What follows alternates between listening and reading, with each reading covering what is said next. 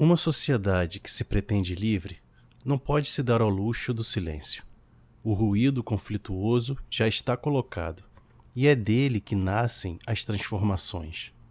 O barulho causado pela palavra divergente soa como uma bela sonata, um solo dissonante. É o solo que rasga o horizonte, que desarruma o coro dos contentes e anuncia o desacerto necessário. Estudar o silêncio é estudar o modo como as palavras são distribuídas, os gestos que se calam, as intenções que se desviam e as relações de poder que sustentam essa economia do dizer. A horizontalidade, quando existe, só se realiza na troca, na fricção entre vozes que se reconhecem como igualmente legítimas. Mas a sociedade capitalista não suporta o dissenso, por isso administra o som e o silêncio. Marilena Chauí chamou de ideologia da competência essa crença de que apenas os especialistas podem falar, de que o saber técnico substitui a experiência comum. A fala torna-se um título, um documento de propriedade. Quem não o possui deve calar. Essa estrutura de linguagem é também estrutura de classe. Falar é privilégio, escutar é servidão. Em toda parte, a fala se torna um instrumento de comando, e o silêncio, o espaço imposto àqueles que não possuem o código. Paulo Freire observou que o oprimido internaliza o silêncio como forma de sobrevivência.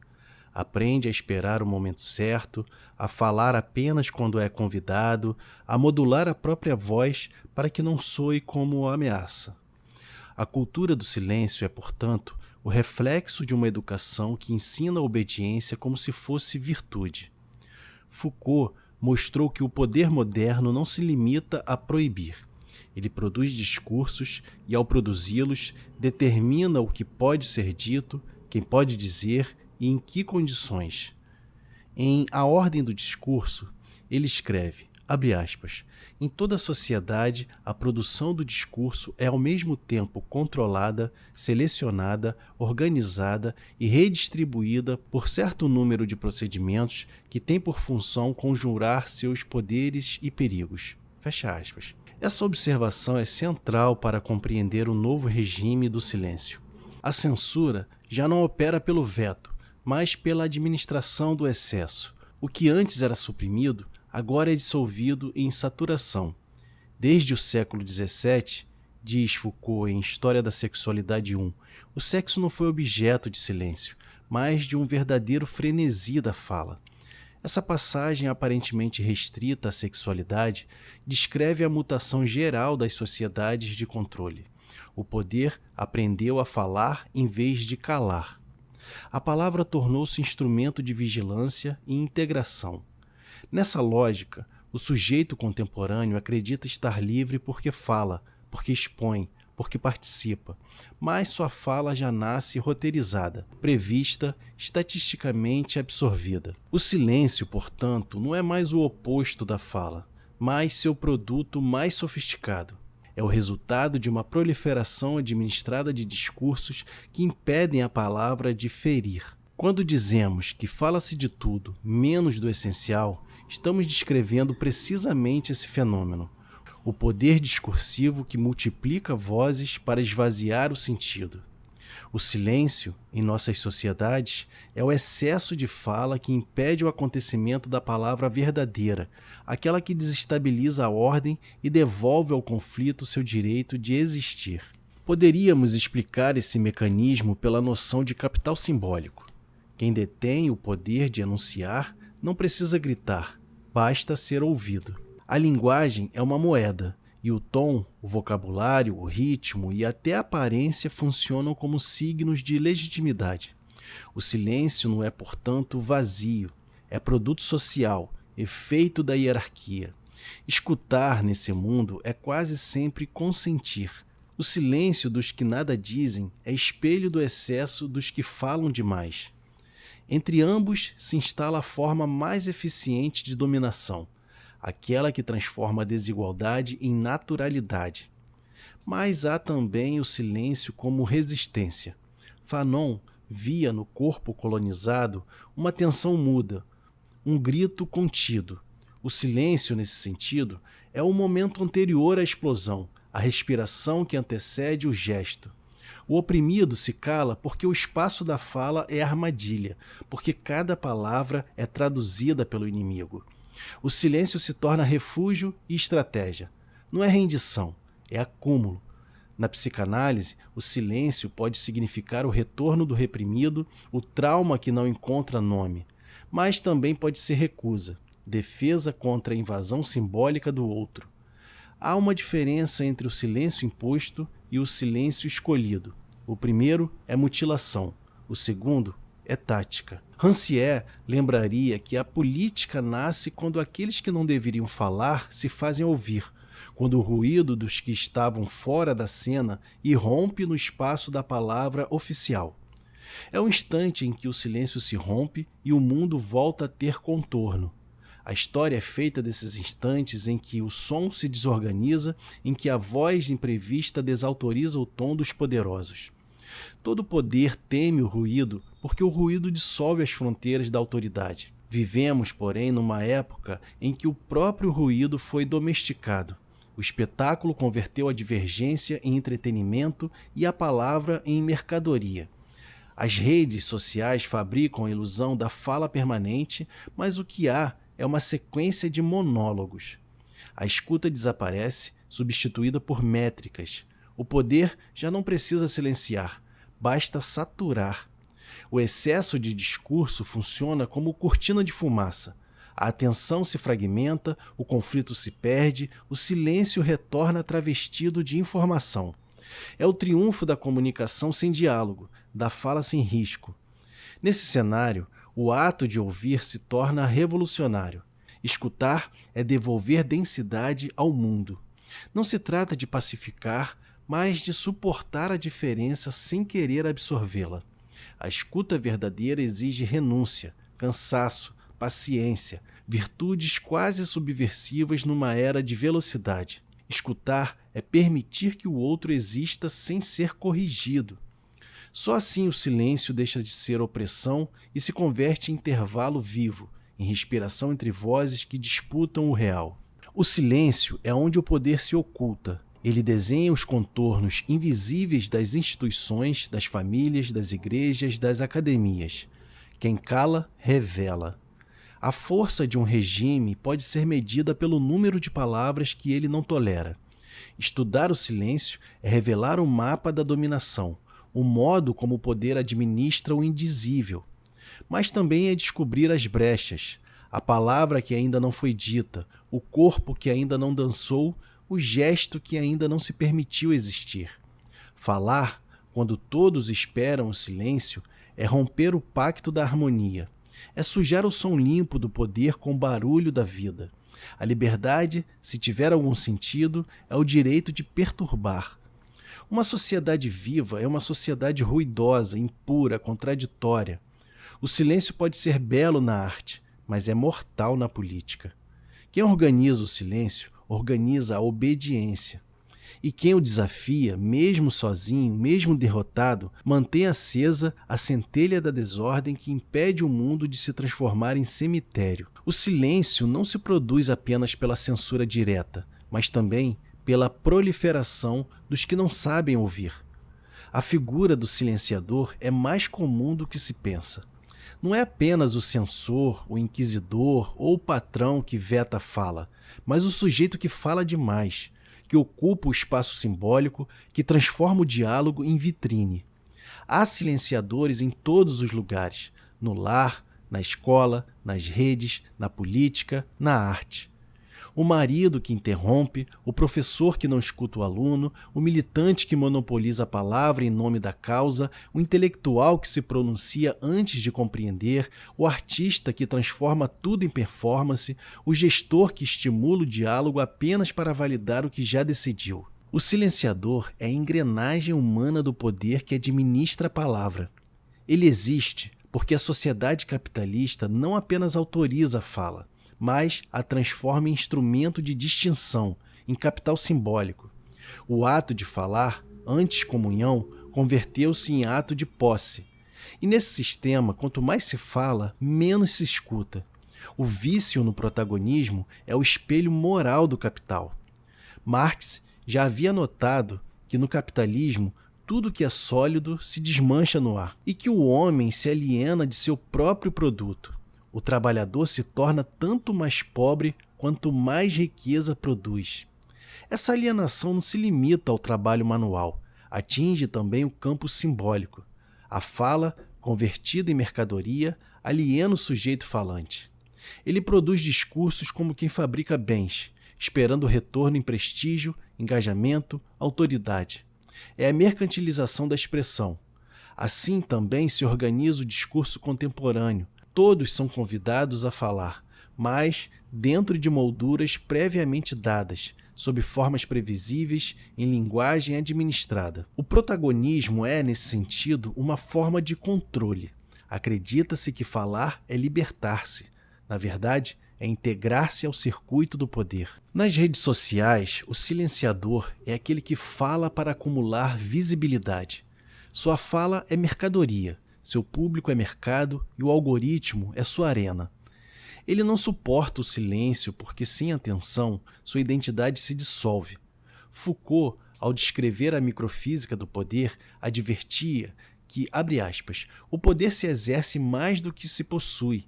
Ele não é privilégio adquirido ou conservado, mas a estratégia de relações desiguais. Fecha aspas. Essa desigualdade encontra na fala seu campo de operação. O protagonista monopoliza o discurso porque não detém o poder, mas porque o reproduz. Ele é o veículo vivo da desigualdade simbólica. O sujeito que acredita estar falando por si, quando na verdade ecoa a forma social da mercadoria. O imperativo de aparecer, de circular, de se valorizar. Por que, então, esse vício no protagonismo não é combatido? Por que o silenciador, o viciado na própria fala, é socialmente tolerado e às vezes até admirado? Há, ao menos, 5 razões estruturais que explicam essa complacência generalizada com o poder de quem fala demais. A primeira é a universalidade aparente da fala. Vivemos sob o mito da liberdade de expressão como valor absoluto, uma espécie de bem democrático em si.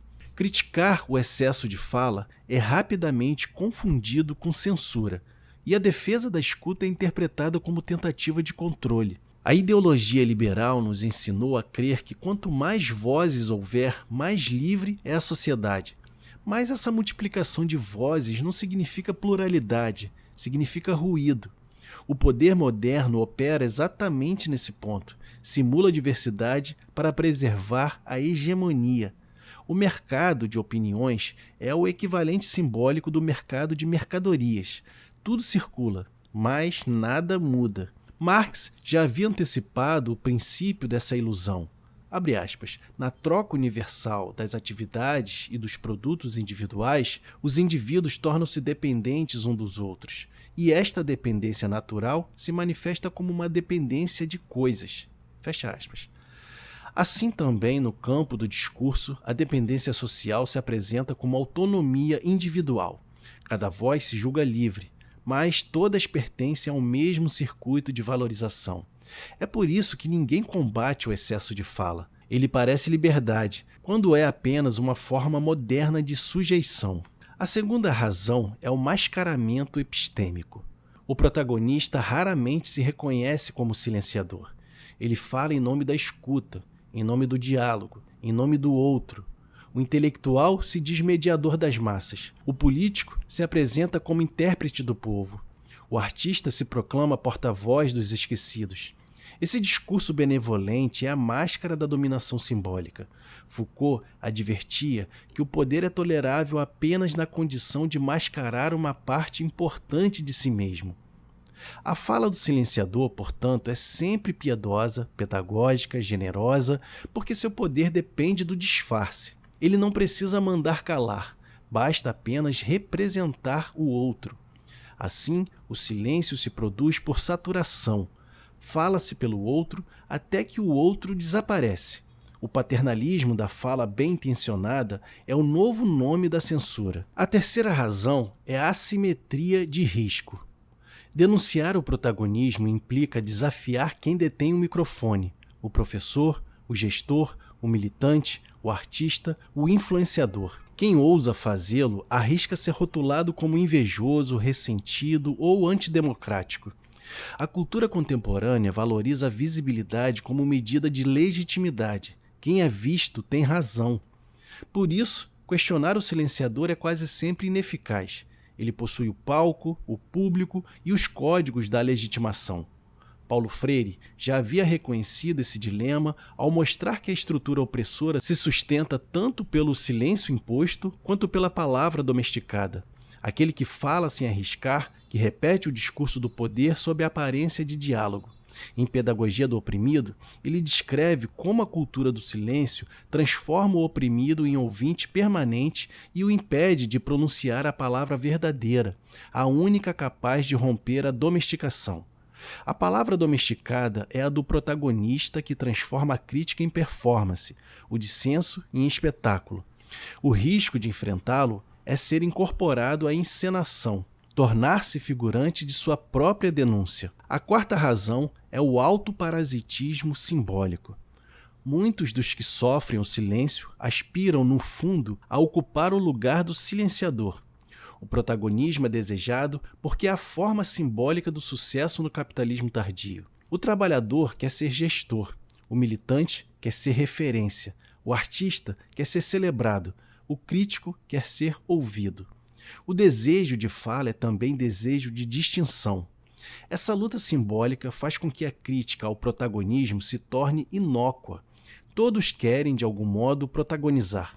Combater o vício seria negar o próprio desejo de reconhecimento.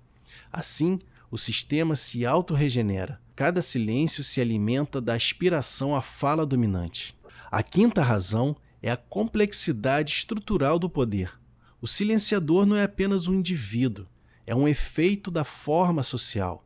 Ele emerge das relações produtivas e discursivas que definem quem tem tempo, espaço e legitimidade para se expressar. O protagonista, portanto, não é um tirano, mas um operador dessa cadeia. Ele não detém o poder, ele o reproduz. O vício no protagonismo não é falha moral, mas consequência lógica de uma sociedade fundada na valorização da visibilidade. A fala aqui é a forma simbólica do capital.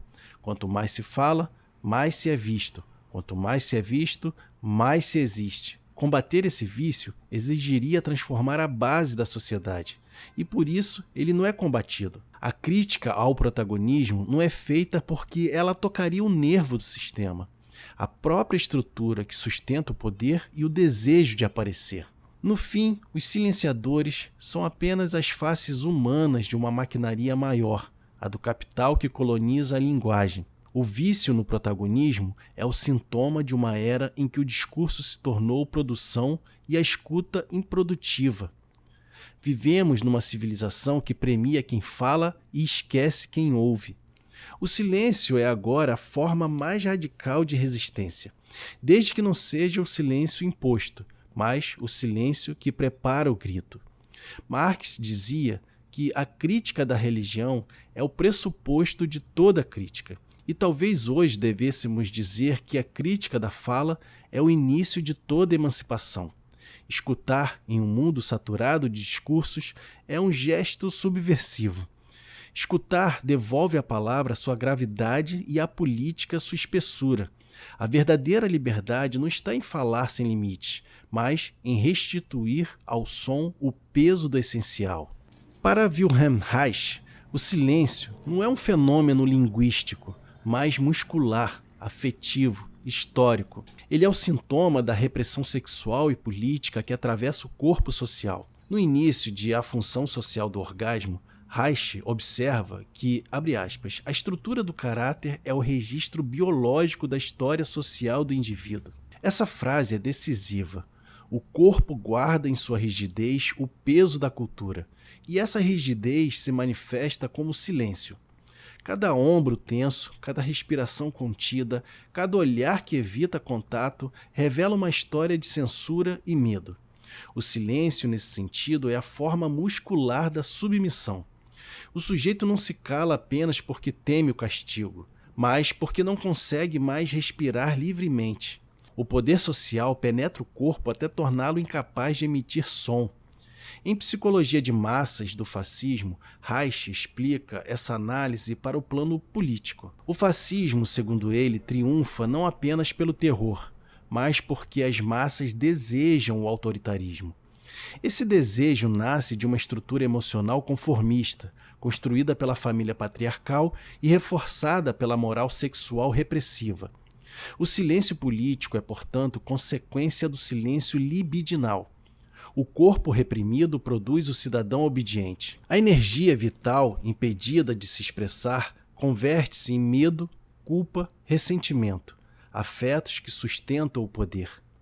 O silêncio social, para Reich, é a armadura invisível que impede a revolta. Por isso ele fala em couraça de caráter, uma defesa física e psíquica contra a dor, mas também contra a liberdade. Em Análise do Caráter, Reich descreve o processo clínico de dissolver essa couraça. O paciente começa a falar quando começa a respirar. A fala não é apenas emissão de som, mas ato de descarga enérgica. É o corpo retomando seu fluxo natural. Aqui, o silêncio deixa de ser apenas opressão e torna-se diagnóstico. Onde o corpo está calado, há bloqueio. Onde há bloqueio, há história. O silêncio é, portanto, uma linguagem que denuncia a repressão. E libertar a fala implica libertar o corpo. Reich, ao ligar a repressão sexual à dominação política, antecipa uma leitura materialista do silêncio. A opressão não cala só pela ideologia, mas pela fisiologia. O silêncio é o som do corpo social aprisionado. Sua dissolução, ao contrário, exige transformação radical não apenas da consciência, mas das condições afetivas e eróticas da existência. Falar, para Reich, é respirar em público. A arte, em sua natureza mais profunda, é o contrário do silêncio. Ela é linguagem expandida, vibração do indizível, o gesto que resiste à mudez do mundo. Criar é romper o interdito, é atravessar o medo do ridículo, é comunicar a complexidade, como dizia Nise da Silveira. Abre aspas. O estudo das imagens é o estudo da alma, e essa linguagem é infinitamente mais complexa que a palavra. Fecha aspas. Nise compreendia que a expressão simbólica não é ornamento, mas necessidade vital. O silêncio patológico que ela via nos pacientes psiquiátricos era a forma visível da opressão interior. E quando uma pintura emergia do caos mental de um esquizofrênico, o que se libertava não era apenas o gesto, mas o próprio sujeito. O ateliê, para ela, era território da emancipação sensível. Através da expressão plástica, o inconsciente fala. A arte, portanto, é essa fala profunda que brota mesmo quando a boca não consegue pronunciar. É a resistência orgânica à couraça de que falava Reich, aquela rigidez física e psíquica que impede o fluxo da vida. O artista autêntico é o que rompe a couraça e devolve movimento ao mundo. Sua obra é respiração coletiva. Mas o campo artístico, enquanto o campo social, nem sempre reflete essa liberdade. Pelo contrário, ele tende a reproduzir as mesmas estruturas hierárquicas que atravessam toda a sociedade de classes. A arte é expressão e, ao mesmo tempo, instrumento de poder. É criação e censura, libertação e controle. Nas relações interpessoais do meio artístico, o silêncio assume outras formas. A exclusão disfarçada em curadoria, o favoritismo travestido de crítica, o paternalismo estético que determina quem pode ou não ser considerado artista. Fala-se em liberdade criativa, mas a legitimidade é controlada pelos mesmos mecanismos que governam o mercado e a política, a visibilidade, a rede de contatos, o reconhecimento institucional. O poder no campo da arte também produz discursos, delimitando o território do aceitável, do premiável, do consagrável. A censura se tornou positiva, não veta, seleciona. O silêncio dos excluídos é a contrapartida da fala premiada dos autorizados. O artista autorizado é aquele que fala a língua dos que legitimam, que sabe modular o tom de sua rebeldia, que se encaixa no circuito sem parecer submisso. É o dissidente homologado, o rebelde domesticado. Ao seu redor, a massa de criadores não reconhecidos aprende o silêncio. Aprende a não se pronunciar, a não se indignar, a não se expor. Aprendem a falar em sussurros, com cuidado de quem não quer perder oportunidades. O silêncio no campo da arte é muitas vezes um cálculo de sobrevivência. Marx dizia que as ideias dominantes de uma época são as ideias da classe dominante. Essa máxima vale integralmente para o campo estético. A arte burguesa, ainda que se vista de vanguarda, serve a mesma lógica de distinção. Pierre Bourdieu mostrou em A Distinção que o gosto é uma forma de poder simbólico. Quem define o que é arte, define também o que é nobre, o que é culto, o que é visível. A cultura de elite não desapareceu, ela se reinventou. Hoje, o artista que circula nas bienais e editais muitas vezes reproduz a gramática da exclusão. Exibe-se como libertário enquanto exerce o poder de silenciar. A arrogância, a vaidade, a soberba e o complexo de superioridade são sintomas dessa estrutura. São expressões subjetivas da miséria material e espiritual do meio artístico. Em A Ideologia Alemã, Marx já apontava que cada nova classe que assume o poder procura apresentar seus interesses como sendo os interesses comuns de todos os membros da sociedade. No campo da arte, essa universalização se repete. Cada grupo que conquista visibilidade pretende falar pela cultura, pela arte, pela sociedade, convertendo o seu próprio gosto em norma. A vaidade é o modo afetivo da dominação simbólica. O artista que se crê exceção é o mais fiel servidor do sistema, porque acredita ser livre, quando apenas ocupa um nicho privilegiado da mercadoria estética. Essa vaidade é a couraça da impotência criadora. O artista vaidoso é o corpo tenso, o sujeito que perdeu a espontaneidade e busca, na admiração alheia, o que já não sente em si mesmo. Sua fala é a defesa contra o vazio. Seu silêncio é o medo de não ser amado. Assim, o meio artístico se enche de vozes, mas é um coro dissonante e estéril. Todos falam, mas ninguém escuta. A miséria do meio artístico não é apenas econômica, é energética. É a perda da vibração vital, do fluxo livre de criação, substituído pela disputa de status. O mesmo impulso que leva o burguês a acumular capital, leva o artista vaidoso a acumular aplausos. A arte, que deveria ser espaço de alteridade, tornou-se campo de autorreferência. O olhar deixou de ser janela para o mundo e se tornou espelho. As redes sociais amplificam esse narcisismo, criando a figura do artista perfil, cuja obra é a própria imagem. A visibilidade substitui o conteúdo, a performance substitui o gesto, a presença substitui o pensamento. Essa forma de poder é sedutora. O sujeito adere à própria dominação porque ela vem sob a forma de prazer, o prazer de ser visto, comentado, curtido. Mas a arte, em sua potência mais radical, é o avesso desse regime. Ela é a possibilidade de reencontrar a complexidade da experiência. Nise da Silveira compreendeu isso como ninguém. A imagem é uma fala profunda, que não se submete às regras da linguagem racional. A emoção é o motor da criação. Para Nise, o artista e o louco têm em comum a capacidade de traduzir o inominável, de dar forma ao invisível. Esse gesto é essencialmente anti-autoritário porque devolve à vida sua riqueza simbólica, sem intermediários. É nesse sentido que a arte é o contrário do silêncio. Ela é o que dá voz ao que não pode ser dito, o que atravessa a couraça, o que restitui o corpo ao mundo. Mas quando o campo artístico se fecha em si mesmo, quando se torna território de distinção, burocracia, disputa e vaidade, ele traz sua própria natureza. A arrogância estética é a morte da arte. A humildade criadora, ao contrário, é sua condição de vida. A verdadeira arte não fala para dominar, mas para tocar. Não quer provar nada, quer fazer sentir. Quando a arte se confunde com o poder, ela perde sua pulsação. A arte não se realiza na consagração, mas no gesto que arrisca. Criar é expor-se ao fracasso, ao ridículo, ao erro. A vaidade, o medo e o cálculo matam esse risco.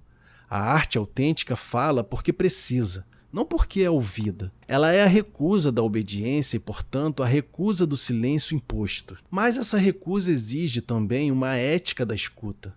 Quem cria precisa escutar o mundo, o outro, o próprio corpo. Nise compreendeu que a expressão e a escuta são inseparáveis. Toda pintura é também um modo de ouvir o inconsciente. A arte é comunicação porque nasce da escuta. O silêncio, no meio artístico, é a metáfora da desigualdade social e simbólica. Há quem tem voz e quem apenas observa. Há quem seja ouvido e quem ecoe. A tarefa da arte política é quebrar essa hierarquia, devolver a palavra aos que foram reduzidos à contemplação. O artista revolucionário é o que cria fissuras no regime do visível, que restitui ao mundo o direito ao ruído, ao erro, à dissonância. Toda verdadeira obra é uma insurgência contra o silêncio imposto pelo poder e contra o falatório vazio do mercado. A arte, quando é viva, comunica complexidade. Quando é mercadoria, comunica consenso. O artista, quando é corpo livre, cria mundos. Quando é silenciador, apenas repete os signos de uma cultura morta. A miséria do meio artístico é, portanto, a miséria da sociedade que o sustenta. Uma sociedade que fala demais e escuta de menos, que confunde brilho com luz e sucesso com sentido. Contra essa miséria, resta à arte recuperar sua função primeira, a de fazer o mundo respirar. A anatomia do silêncio é o mapa dos órgãos invisíveis que fazem o poder respirar. As engrenagens que administram a fala, as couraças que enrijecem o corpo, os dispositivos que elegem quem pode soar como voz e quem deve permanecer ruído. É a descrição minuciosa de como o silêncio já não vive apenas no veto, mas circula no excesso, nas vitrinezinhas de protagonismo, nas curadorias seletivas, nos algoritmos da atenção, nas salas onde o tempo de fala é capital e a escuta é custo. É a constatação de que o silenciador não está só no sensor, mas no eu, que ocupa o espaço, no especialista que converte diferença em etiqueta, no artista que substitui o gesto pela pose, no militante que fala pelo outro até que o outro desapareça. É também o reconhecimento de que todo silêncio tem uma história material e afetiva. Ele se escreve no arquivo e no corpo, nas regras de pauta e na respiração encurtada, nas métricas e na vergonha aprendida, na escola que domestica, no trabalho que exaure, na família que normaliza. Pensar essa autonomia é urgente, porque sem ela confundimos barulho com liberdade e confundimos expressão com emancipação. Continuamos produzindo discursos que não ferem, obras que não respiram, políticas que não escutam. O balanço pede 2 movimentos simultâneos: redistribuir a infraestrutura do dizer, tempo, canais, risco, proteção para o dissenso, garantia material para que a palavra não seja privilégio, e instituir uma ética da escuta, uma prática que suporte a dissonância, que recuse a tutela, que transforme o encontro em criação e não em vitrine. A tarefa é devolver peso à palavra e fôlego ao corpo, proteger o direito ao grito quando o consenso asfixia e resguardar o direito ao silêncio quando a exibição captura. Anatomizar o silêncio, afinal, é expor o seu sistema circulatório, do arquivo ao algoritmo, da curadoria ao cotidiano, para então operar nele. Abrir passagens, desfazer couraças, multiplicar pulmões coletivos. Só assim a liberdade deixa de ser um coro afinado e volta a ser o que sempre foi quando importunou de verdade. Uma dissonância viva, capaz de interromper o comando, alterar o ritmo e fazer o mundo respirar junto.